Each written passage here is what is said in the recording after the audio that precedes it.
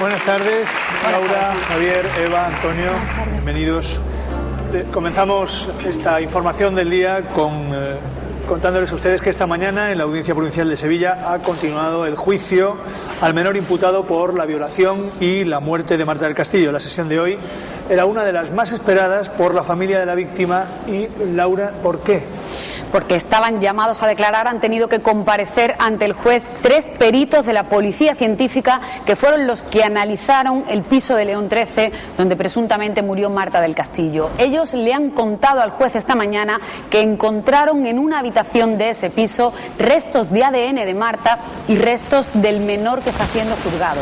Además, ellos le han contado al juez que ha sido muy difícil encontrar y analizar esos restos biológicos porque ese piso había sido limpiado de una forma muy concienzuda y con productos de limpieza altamente potentes. Nosotros vamos a contarles qué ha ocurrido esta mañana en la audiencia y para eso contamos con la presencia en plató de los padres de Marta, Antonio del Castillo y Eva Casanueva. Buenas tardes a los dos. Muchas gracias por venir aquí hasta nuestra casa en un día tan importante para ustedes. Y si me lo permiten, quisiera antes preguntarle a Javier Ronda, que él sabe de una forma más extensa qué ha ocurrido esta mañana, qué le han contado los peritos al juez. Hay más cosas. Bueno, yo creo que hemos estado hoy muy pendientes de la sesión. Era el día más importante, se ha evidenciado. Podemos hablar incluso ya de incriminación desde el punto de vista de la acusación, porque los policías que hicieron las pruebas de los restos que se encontraron en el piso hoy han ratificado ante el juez lo que ya más o menos sabíamos, y es que había restos de Marta y del menor al que se está juzgando, además de Miguel y de otros intervinientes, en el dormitorio, en el escenario del crimen. ¿Y la policía qué ha dicho exactamente de estas huellas que se hallaron? Pues ha dicho que estaban mezcladas y eran recientes, y sobre todo estaban críticas porque se utilizó pues productos de limpieza potentes para destruirlas, pero a pesar de ello al final consiguieron nada menos que extraer de estos lugares las pruebas que necesitaba la policía. Voy a poner un ejemplo muy práctico que quizás sea un poco el meollo de la cuestión. La policía ha dicho que había restos, por ejemplo, de Marta y de Miguel en un punto en concreto. Pongamos en este vaso que tenemos aquí. Como Miguel declara al juez que las huellas de ambos están en un punto exacto de la habitación, por ejemplo, debajo de un pupitre que él indica al juez, digamos aquí debajo, ¿cómo Miguel sabía que había huellas de ambos en ese lugar exacto y no en el resto de la habitación? Evidentemente porque allí él presenció y obtuvo toda la información que al final se ha puesto de manifiesto. También se ha puesto un poco en tela de juicio de cuándo son esas huellas. Claro, podían ser de antes o incluso de mucho tiempo atrás de cuando sucedieron los hechos. Evidentemente no. La policía ha dicho que esas huellas son recientes y que enclavan a Marta en el escenario del crimen, igual que al menor, igual que a Carcaño. ¿Por qué Miguel le dice al juez el punto exacto de la habitación donde hay huellas de ambos, que es debajo de un pupitre que él solo sabe y que lo declara al juez? Esto dice y denota que él tenía la información de lo que pasó allí. Antonio, esta sesión era de las más esperadas por ustedes, por la familia, y yo no sé, la familia a su vez, ¿qué balance hace de lo que han visto y de lo que ha aportado la policía? Bueno, pues realmente hoy lo hemos situado. En días anteriores sabíamos por dónde había estado, en la primera botellona, en la segunda botellona, para dejarse ver, pero había un espacio de 2 horas que no lo teníamos situado. Hoy se le ha situado ya, y se le sitúa en el escenario del crimen. Entonces hoy ha sido rotundo porque bueno, no tenemos el cuerpo desgraciadamente, pero tenemos la fiabilidad del ADN y de las pruebas que ejecuta la policía, que son sin lugar a duda ninguna. Definitivas. Definitivas. Para usted la sesión de hoy ha sido definitiva, pero hay una versión muy distinta. Hay una persona que ve la sesión de juicio de hoy de una forma diferente y es el abogado de la defensa del menor, Fernando de Pablos. Nosotros hemos hablado con él esta misma mañana a las puertas de la audiencia y esto es lo que él opina, la valoración que hace de lo que ha ocurrido en la jornada de hoy. ¿Qué ADN hay? Claro que hay. Pero hay de mucha gente, ¿eh? O sea, han aparecido ADN de mucha gente. Porque dice que además que todas las muestras que se recogieron eran muy críticas. Luego significa que no ha habido nunca unas manchas de grande tan grandes.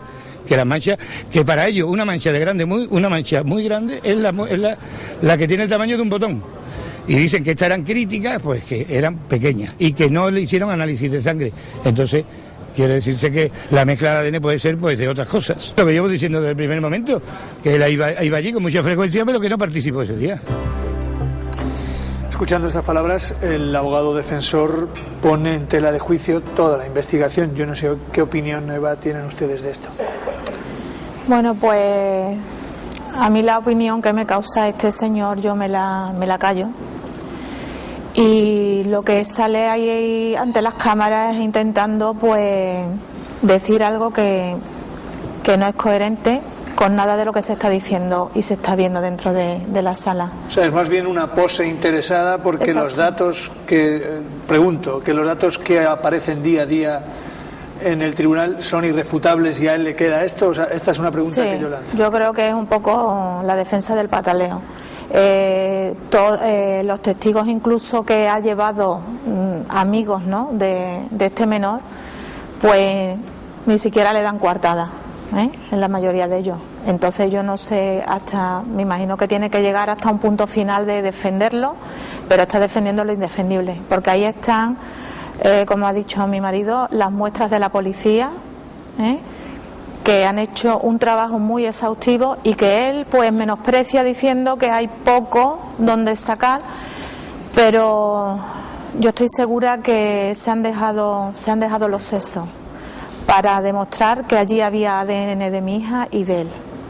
A mí me gustaría recordar a los espectadores que previo a ese intento de suicidio en prisión por parte de Miguel Carcaño, él escribió una carta de despedida y ahí contaba una versión que es donde especifica en qué lugares exactos va a haber esos restos de ADN, esas muestras biológicas, esos restos de sangre. Y después, cuando la policía analiza el piso, resulta que coinciden exactamente los lugares que él confesó en su carta con donde se han encontrado esos restos. Y a raíz de toda esta información que empieza a cuadrar, yo no sé si ustedes quizá esa carta es para ustedes la versión definitiva de lo que ocurrió aquel día, bueno, es lo más creíble. Parte de la carta, porque Miguel lo mismo miente que dice verdades. Eso es un hecho demostrado. Entonces hay que darle credibilidad a una parte de la carta. La de que la arrojan a un contenedor de basura, eso no se lo cree nadie, porque es imposible entre dos personas de ese tamaño, de esa complexión física, tirar más de 50 kilos a un contenedor de basura, ¿no? Lo que yo quiero decir es que a esa casa, refiriéndome a lo que ha dicho el abogado del Cuco, lo que quiero decir es que a esa casa iba mucha gente, ¿cierto? Que había estado mi hija con los amigos, con todos los amigos, pero no han sacado ADN de ningún amigo, ni resto de ningún amigo más. También el sitio donde la han encontrado, debajo del pupitre, no es un lugar para ponerse a ver la televisión, no es un lugar para estar situado en una habitación. Estamos hablando debajo de un pupitre. Por lo tanto, este señor está intentando defender lo indefendible. Eva, el menor, allí en el juicio, ¿cómo lo han visto ustedes cuando los peritos de alguna manera desmontan toda una estructura de defensa con aportación de datos científicos? Él, ¿qué impresión le causa? A mí me gustaría verle la cara. Lo que pasa es que lo tenemos delante. ¿Pero se ve con fuerzas para verle la cara? Sí, se la veo todos los días que vamos, porque a la hora de salir de la sala él se gira totalmente hacia nosotros, y aunque no nos mira, pero yo le miro la cara hasta que lo dejo de ver, ¿no? Fuerza, pues intento sacarla, no quiere decir que luego no me venga abajo, se me pasa cualquier idea. Pues yo lo veo como que está muy asesorado, como que está muy tranquilo, como que esto no va con él, como que él va a salir impune de esto. Lo único que puedo ver de él es los gestos que hace, pues de tocarse la cola, porque lleva una cola puesta, moverse un poco en el banco, pero la verdad es que no le veo ningún gesto corporal de que esté nervioso, de que esté intranquilo. Antonio, añadido al sufrimiento que conlleva la situación de ustedes, parece ser que la versión que dio Miguel de lo que sucedió con su hija, de las distintas que ha dado, toma más fuerza con la información que aporta la policía, la peor, por decirlo de alguna manera. Desgraciadamente es esa, pero lo que no queremos es vivir con una mentira, ni engañarnos a nosotros mismos. Queremos saber toda la verdad, y si la verdad, por dura que sea, es esa, te llevará contigo toda la vida, pero lo que he dicho antes, no queremos vivir engañados, queremos saber lo que pasó, por duro que sea, pero saberlo. Eva, mañana es el último día, Antonio, Eva, que están llamados a declarar esos testigos. Mañana ya nadie más irá a declarar, nadie contará nada nuevo, y no sé si quizá mañana es el último día, la última esperanza. Eva, ¿cree que este menor se va a derrumbar? ¿Que alguna vez va a decir qué ocurrió esa noche y dónde está su hija? Ya a estas alturas yo creo que no se va a derrumbar. Que hay, como se ha dicho en estos últimos días, un pacto de silencio que difícilmente lo van a romper. Hoy hemos conocido también que el juicio contra los mayores imputados en el caso de su hija puede retrasarse hasta después del verano, esa celebración. ¿Este cambio de fecha les merece algún comentario? No, nosotros hubiéramos preferido que fuera antes por cerrar ya esto, pero bueno, si es después del verano, no podemos ahí. Nos ajustaremos a los plazos y a lo que diga, marquen la sala o la audiencia y ya está.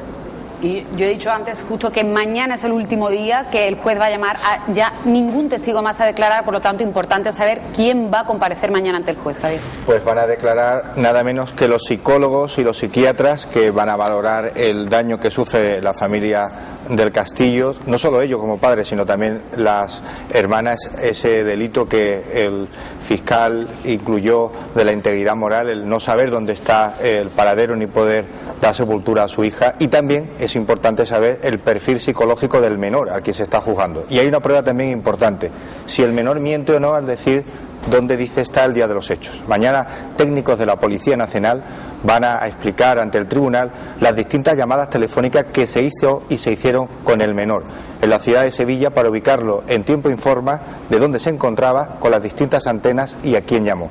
Pero el juicio acaba y nos queda el interrogante, es ¿quiénes bajaron el cuerpo de Marta? Una pregunta que no tiene respuesta, y si falta alguien más de los que no se juzga porque hay ese pacto de silencio. Desde luego eso siempre me merodea el juicio, porque parece que incluso a veces no están todos los que son en virtud de cómo han pasado los acontecimientos, y desde luego se ve que hay preguntas que no tienen respuestas en este caso.